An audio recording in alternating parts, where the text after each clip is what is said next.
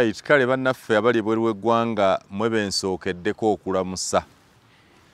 Mbalamusizza nnyo nnyini ddala kubanga mbeeraawo ne mbasaasira gye mulenga nti oba abantu baffe abali ebweru nga tebali mu Uganda bwe bawulira ebiri mu Uganda batulowooleza kuba ki? Oba mubuuza nti eggwanga lyaffe litambula litya lyaba ki? Naye eggwanga lyammwe Uganda bw'oba oyagala okulitegeera litegeere nti Uganda yafuuka octopus ya mitwe 8. Kale buli omu alaba mutwe mulala era ogwo gw'abalabye gwakakasa nti ddala gwe mutwe omutuufu ogw'ekyo kyalabye. Abamanyi octopus nga bwe yakula bw'etyo ly'eggwanga lyaffe. Mmwe naye mwebale kuwagira, mwebale kukola. Nkimanyi bulungi nti nammwe gye muli mukimanyi tewali nsi esinga Uganda. Kubanga Uganda yo ng'ensi yatondebwa bulungi ddala, erina ebyobugagga bingi, nsi nnungi, erina emmere ennungi, erina embeera y'obudde ennungi, erina ebyafaayo n'ebyobuwangwa ebirungi. Uganda erina abantu balungi. So yo ng'ensi mu butonde bwayo nsi nnungi, efuna omusana mu bwetaavu bwagwo nga bwe gwetaagisa, ate era n'efuna enkuba ey'ekigero nga bwe gyetaagisizza. Bannayuganda babeera sure nti bajja kufuna emmere buli kiseera nga bagirimye. Oli abala nti kasoolo yajja kumala emyezi 3 era amazima myezi 3 aba amufunye, n'ow'ebijanjaalo bw'atyo, ne yalima emmwanyi n'ow'amatooke. So ng'eryo bannaffe bangi abakikola bwe batyo ne kitaba olw'omuliro ogwekuma gwokka, olw'embuyaga ezereeta zokka, olw'enkuba etonnya n'etasalako n'ebirala. Kale omuntu yenna akuwa ebibye ennyo ebifa ku Uganda ng'agezaako gikukyayisa abeera alimba. Uganda nsi nnungi era yeetaagisiza ddala okugitunda mu mawanga amalala n'okugyagazisa abalala, naye nammwe abagenzi ebweru okukola bwe mumala ne mukomawo. Uganda ne munda mu yo mwokka abantu bangi tebamanyi bya bugagga byerina kuba tebafuna budde bubirambula. Abantu tebamanyi birungi bye tulina mu ggwanga lino ng'ogyeko emmere gye balaba oluusi n'abantu. Kale mbasaasidde nnyo mu abali ebwe, naye njagadde ebbagumya nti tebabaga nti ensi yaffe eweddewo, tebabaga nti ensi egenda. Ensi ekyaliwo kubanga ffe bannyiniyo weetuli, abagyonoona yeffe. Era ffe Mukama yatukola bulungi nti ffe abagyonoona ekiseera kituuka ne tuvaawo, abalala ne bajja. Kale essuubi lye nnina nti bwe banga abakuyakuya, ababuyabuya, ababbi, abayaayeyaye, ffe tuliwo kati. Mukama ajja tuggyawo, abanaddako bajja kuba bantu balungi. Tuli ku Ssegirinnya Muhammad, omubaka wa Paalamenti wa Kawempe North. Okuziika n'okufa kwa Ssegirinnya kufuuse matankane, ndowooza nga bagamba nga mpale z'aba 7 alabaga nga mpale ya mbuzi, kubanga buli omu akwogerako mu ngeri ye. Ekisinza okulembera ennyo, ani yatta Ssegirinnya? Ani yatta Ssegirinnya? Ekyo buli omu alina ansa yiye. Omulala yagambye nti abalamuzi be batta Ssegirinnya, omulala nti gavumenti ya Museveni ye yatta Ssegirinnya, omulala nti aba Nuupu be batta Ssegirinnya, omulala nti ye kennyini bye yakola bye byamutta. Naye ffe abaasoma mathematics, ekibalo kyonna kasita kinyiga equals, ekisinga obukulu mu kibalo ekyo kyekisembayo kye bayita ansa. 1 plus 1 n'oteekawo ka equals. Ekikulu ennyo si ye 1 ne 1, naye ki ekyavudde mu 1 wagigasse ku 1 nti 2. So ansa ya 2 kye kibeera ekikulu.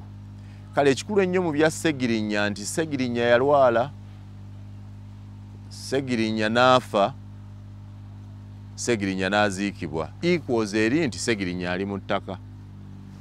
Oba ani yamutta, oba baamutta batya, oba tubamanyi, oba tetubamanyi, oba baliddamu okutta omulala, oba tebaliddamu. Equals, kasita ova ku equals nti mu byonna ebyo bye mumanyi, equals kiki ekyavuddemu? Ssegirinnya agenda mu ttaka. Era bwe tuwogerera bwe bayita nti Ssegirinnya baga nti ali Magombe. Kitegeeza nti ebirala byonna bye tulimu bannaffe bye mwagadde tuyingizaamu tebiina mugaso. Engeri gy'adde aziikibwamu, ensobi ezaakoleddwa tebirina mugaso. Ekikulu ennyo kwe kuyiga nti bwebaayo omuntu omulala gwe twetaaga nga Ssegirinnya, tatambulira mu bulamu n'embeera Ssegirinnya mwatambulidde ne tumufiirwa bwe tuti. Kubanga ekikulu ennyo mu nsobi yonna gy'oba okoze bwe butagiddamu. Era bannaffe Abangereza baga nti omusiru guyinza okumulumira mu kifo kimu emirundi ebiri. A fool is beaten by a snake twice in the same hole. Kikusuubira nti omusira bwe gukulumira wano ne bwe guba gwakuddamu kukuba ekigere oba okijoga nti kiki kino ekinnumya, ogenda okuddamu ate genda okuddamu ng'oli walala, ne bwe ba just step emu. Kale twetaaga okwegendereza ebyobufuzi, ebyobukulembeze, embeera eza bulijjo, okwewala ebiyinza okuba ng'ebyo ebya Ssegirinnya. Kya mukisa mulungi nti bannayuganda basiimye Ssegirinnya.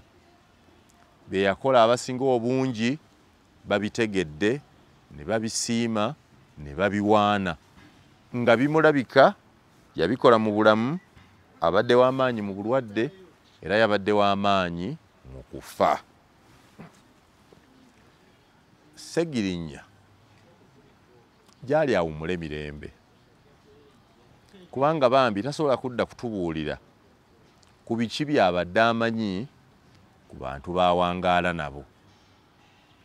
Era ebyokumanya ani abadde amulambula ennyo, n'ani abadde tamulambula, ani abadde amwagala, n'ani abadde tamwagala, byonna byawunzikidde mu kufa na kuziikibwa. Eky'omukisa omulungi nti ebintu bya Ssegirinnya bibadde buli omu abiraba. Era bwe baga nti ani yatta Ssegirinnya, nze nga nti ffenna. Tewali kufa atalina kakwate mu kufa kwa Ssegirinnya.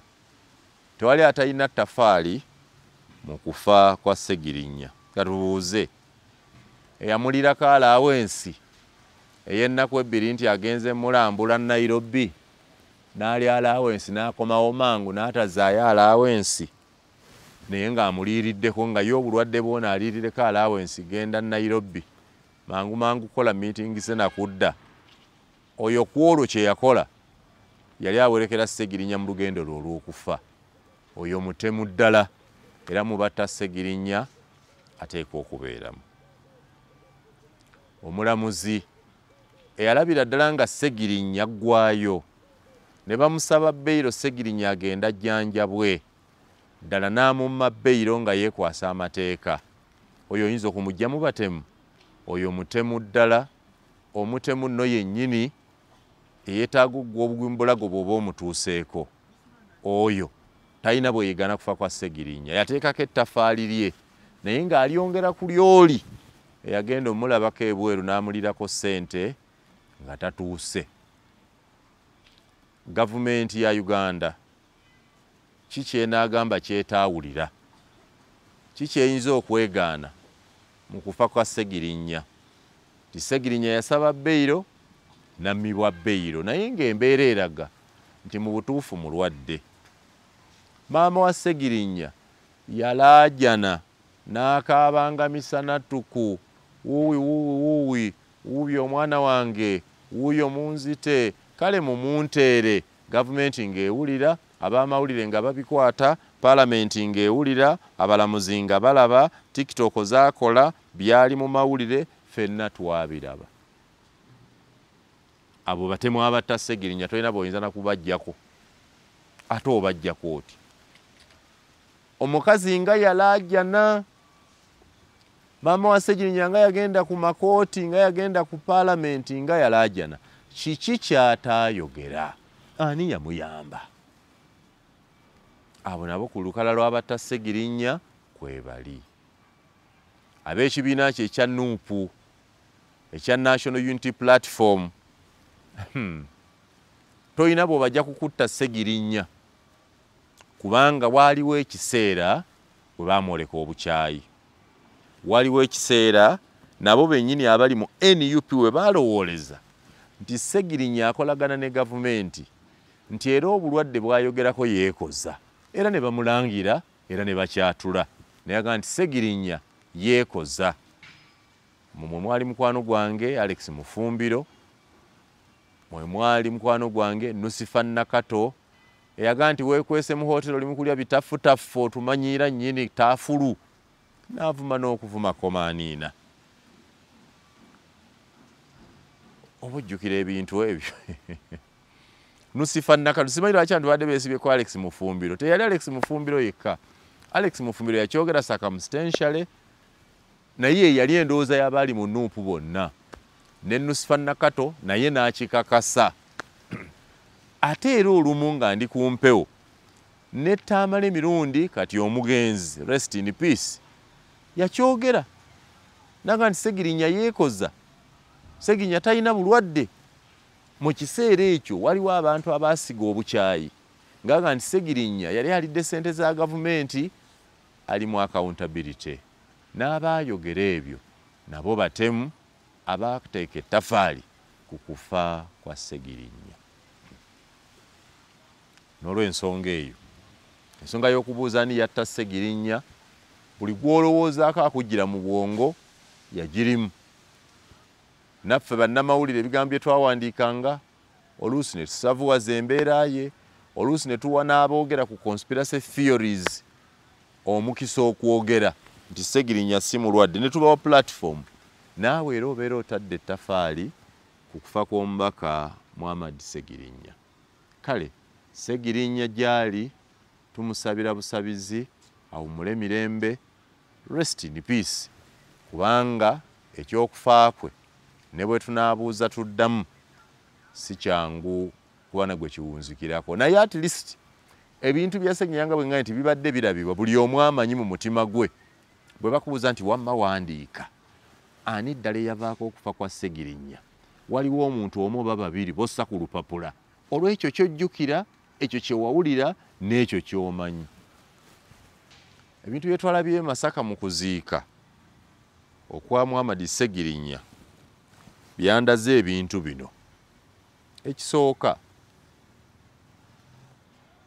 munnabyabufuzi alemererwa okusoma embeera. Munnabyabufuzi atasobola kutegeera bantu be tabeera munnabyabufuzi. Era kitegeeza nti Ssegirinya tetulina kye tumuyigiddeko, kubanga ekimu ku bikulu ennyo bye twaddeteeko okuyigira ku Ssegirinya y'engeri gy'abadde amanyiimu abantu be ne bye baagala, era ng'akolera ddala ebyo ebijja mu ntegeera yaabwe ne kimufuula musajja wattutumu era muganzi. Munnabyabufuzi omulungi osoma abantu bo. Kankuwa ekyokulabirako. Uganda ebyobufuzi byayo bikyuse ne biva mu bantu abayonjo ennyo, abantu ab'amasuuti ennyo, abantu abaakuzibwa ennyo, abantu abayivu ennyo, ne bidda mu balala. Katugeze ng'e Masaka nga gye mba nkuweera ekyokulabirako. BMP abaavanga e Masaka be ba Gerard Sendawula, be ba John Baptist Kawanga, be b'Oweekitiibwa Edward Kiwanuka Sekandi n'abalala. Bageraageranye n'abavaayo kati. Abo baali baakuzibwa kye kisooka, baali bayivu nnyo, baali batendeke bulungi, be baali bannabyabufuzi ab'omugga. Era ng'omu ku abo bw'aba yafudde, enteekateeka z'amaziika ge nga zifaananira ddala n'Oweekitiibwa Mathias Mpuuga ze yateekateeka.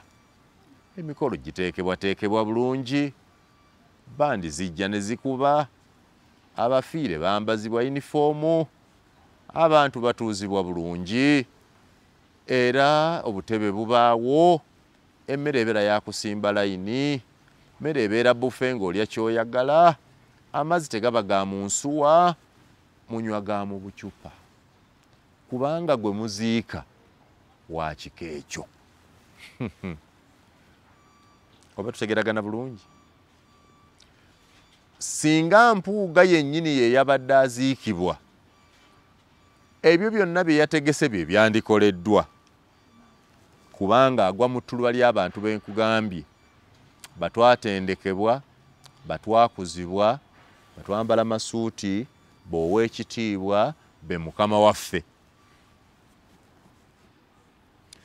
Naye twabadde tuziika Ssegirinnya ate agwa mu ttuluba ly'abannabyabufuzi ab'omulembe omupya oguliwo kati, ba self-made, beekuza bokka, tebaakuzibwa, si ba masuuti, si ba mazzi ga mu bucupa, ba mazzi ga mu buveera.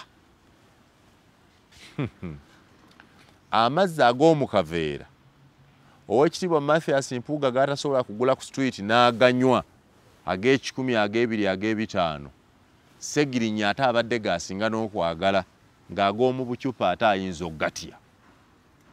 So kikulu nnyo okutegeera omuntu gwe mwabadde muziika. Ssegirinnya teyadde waakuziikibwa bantu batudde ku butebe. Ssegirinnya abadde aziikibwa abantu abalinnya ku miti, abalinnya ku bisenge, abalinnya ku mayumba, n'abatono ddala abali ku butebe.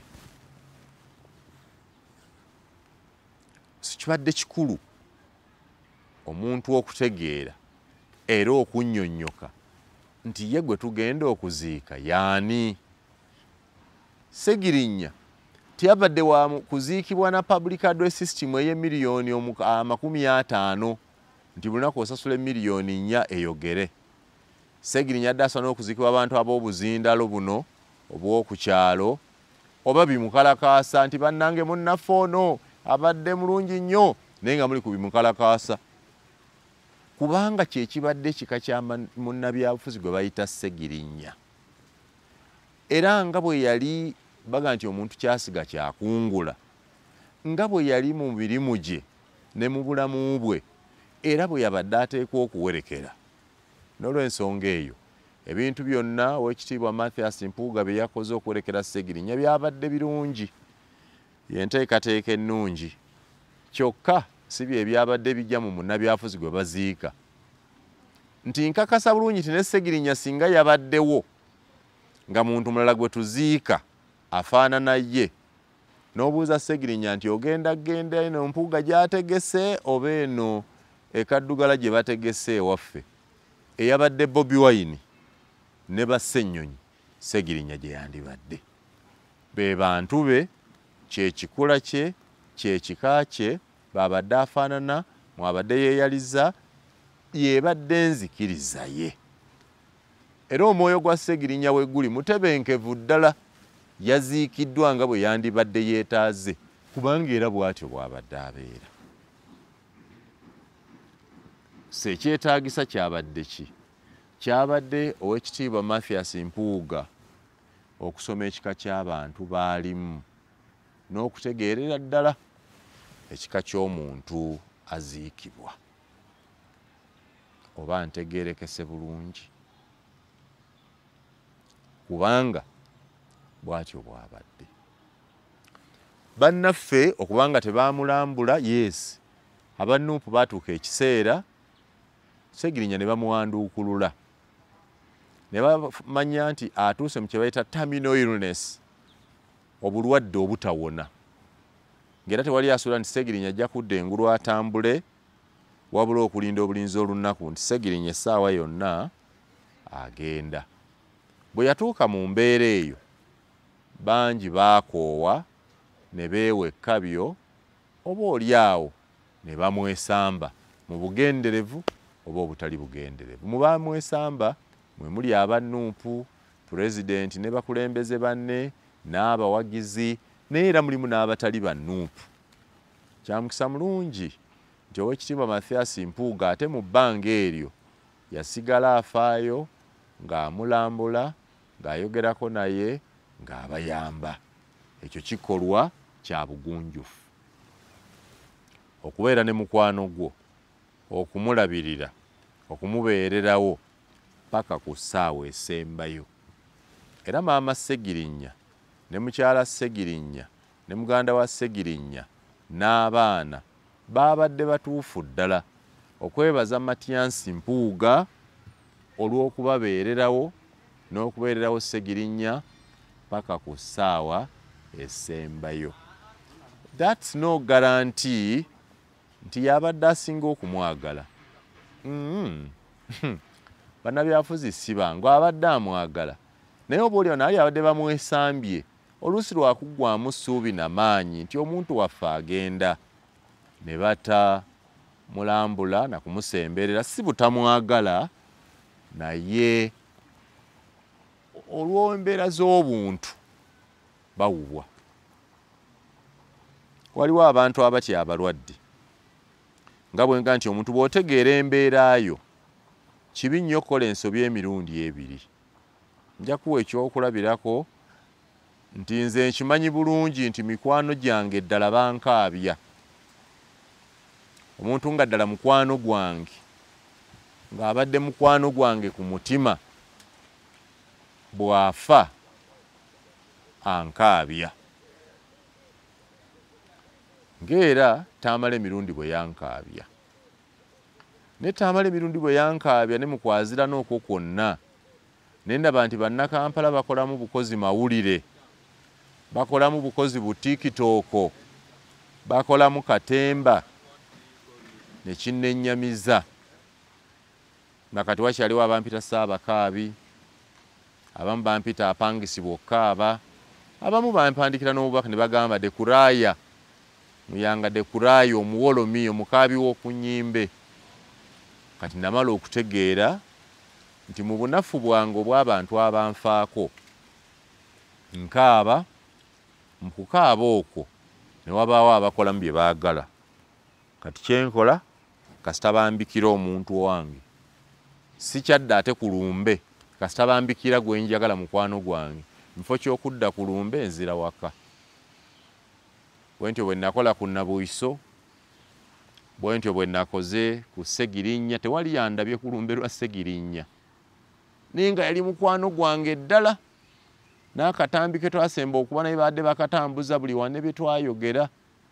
Naye ekizibu kye namala okutegeera wiikinesi yange nti eriyo abaagala ogikoleramu. So kyenkola nazze waka ne nkaabira ewaka nga ndi mu buliri bwange, era oluvannyuma ng'abantu bavudde e Masaka ne ŋŋenda nteeka akataka ku Ssegirinnya. Kikyentegeeza kiri erigwe okusoma embeera z'abantu mw'oli. Abantu si be bateekwa okukyusa embeera zaabwe okukolagana naawe, gwe olina okukyusa embeera zo okusobola okufiitinga nabo, bw'oba onaakisobola oba okubeesonyiwa okubalekera ddala oba tookisobole. Ekyo Oweekitiibwa Mathias Mpuuga kyateekwa okukola,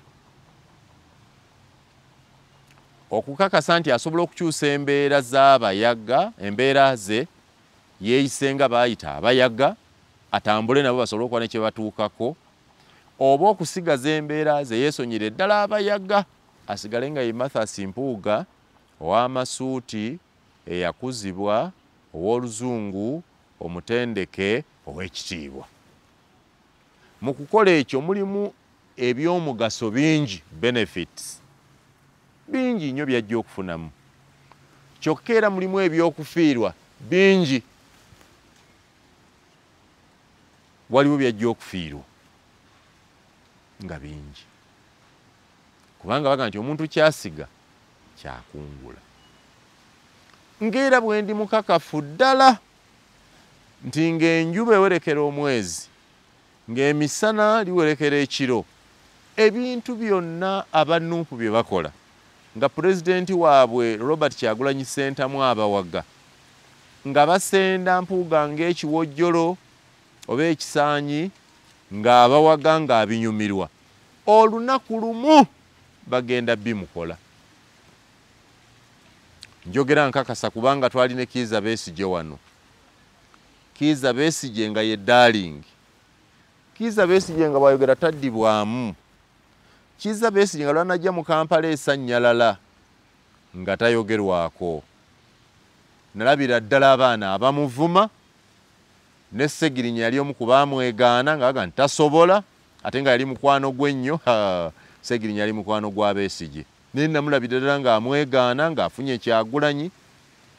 nalabira ddala abaana nga bavuma Besigye ku mikutu gyonna nga bamujeeguula, era ne mpulira ddala abaana nga nti Besigye yaggwako talina kyatugamba.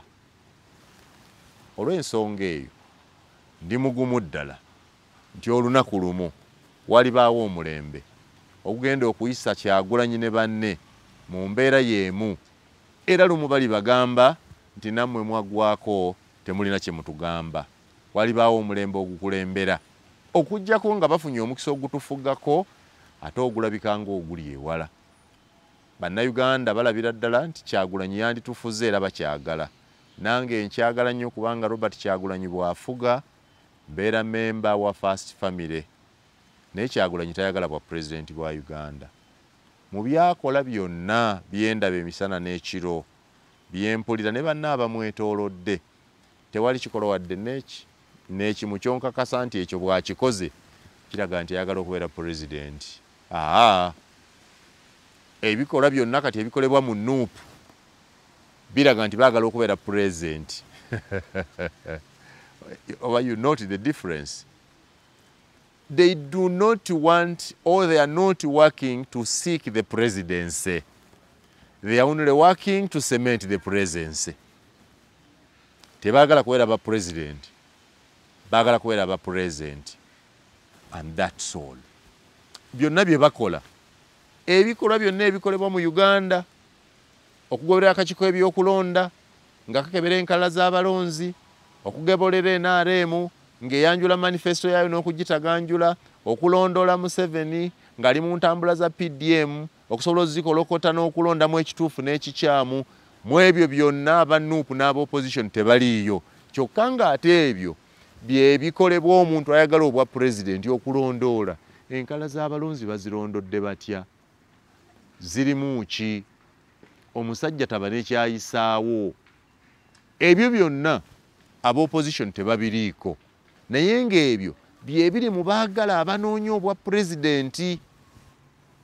Wabula abaagala okubeerawo to be present, okutegeera nti Nuupu weeri, kwe kweyuna buli mulambo, kwe kugwambalira obumyufu, kwe kugukolerako effujjo, kwe kubeerawo nakati. Era Nuupu nsanyufu nnyo kubanga kye yalaze Masaka n'abadde yagyerabira, n'abadde yagijjako ebirowoozo, yategedde nti hello Nuupu, NUP, I am present, sir.